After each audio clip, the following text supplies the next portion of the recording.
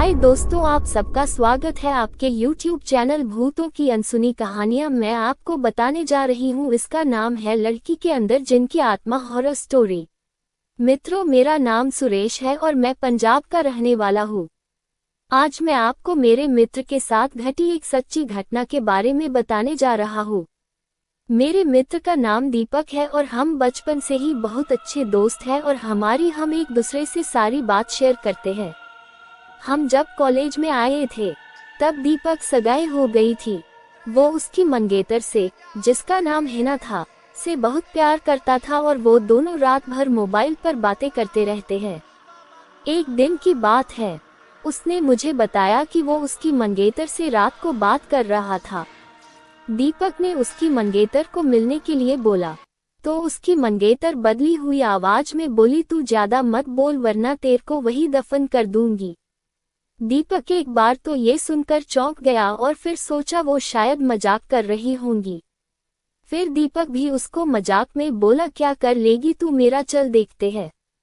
तो वो फिर बोली, आज रात देख तेरे साथ क्या होता है। ये कहकर उसने मोबाइल रख दिया। अगली सुबह जब दीपक मुझसे मिला तो वो अपनी कल रात की बातें बताने लगा। उसने मुझे रात को फोन वाली बात बताई और उस रात उसके साथ जो हुआ वो उसने मुझे से बताया। उसने बताया कि रात को 1-2 बजे के आसपास अचानक उसकी नींद खुली और उसके सामने एक काला लंबी दाढ़ी वाला आदमी बैठा था। वो बोलने लगा, ले आ गया मैं, अब देख तेरे साथ क्या होता हूँ।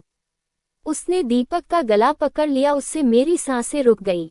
दीपक ने उसी वक्त के सामने अल्लाह का नाम लेते हुए नमाज पढ़ना शुरू कर दिया और वो उसके सामने से गायब हो गया।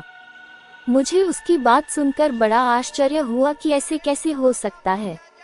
उसके अगले दिन दीपक ने फिर अपनी मंगेतर से मोबाइल पर बात की और बोला, कल रात तुम मुझे क्या अनाप शनाप बोल रही थी। उसकी मंगेतर ने कहा, ऐसा कैसे हो सकता है, लेकिन कल तो मैंने फोन ही नहीं किया था। ये सुनकर दीपक के रोंगटे खड़े हो गए और उसने तुरंत फोन काट दिया। उसी वक्त दीपक ने मुझे फोन किया कि उसकी मंगेतर की तबीयत खराब है और कल उसके घर पर चलना है।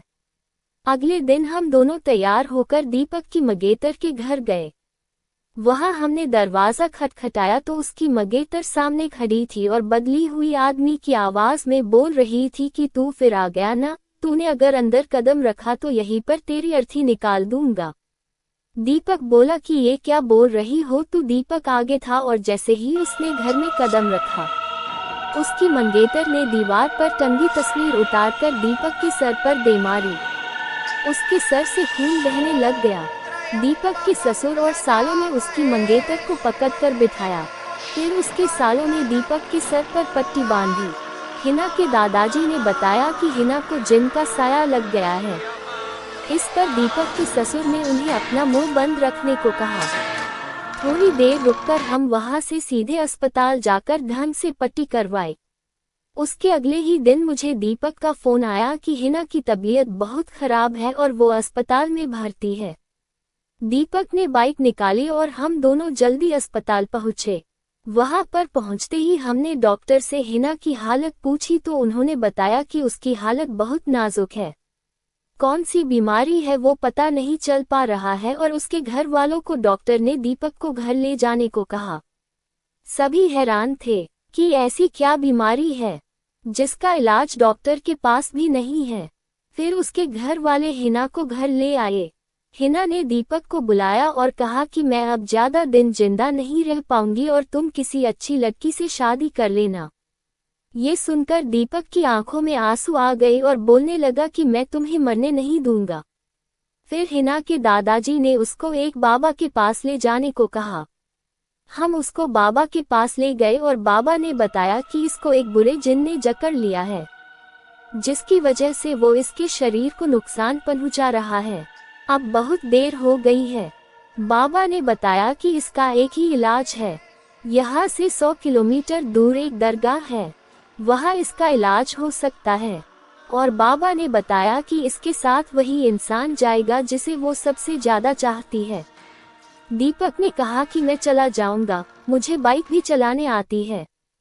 रात के 2 बजे दीपक और हिना दोनों बाइक पर निकल पड़े। लेकिन आधे घंटे बाद किसी का फोन आया कि दीपक और हिना का एक्सीडेंट हो गया है और वे मारे गए हैं। ये सुनकर मेरा रो रो कर बुरा हाल हो गया। मेरा सबसे करीबी दोस्त अब इस दुनिया में नहीं रहा। ऐसी ही सच्ची डरावनी कहानी को सुनने के लिए हमारे चैनल को सब्सक्राइब करें। धन्यवाद।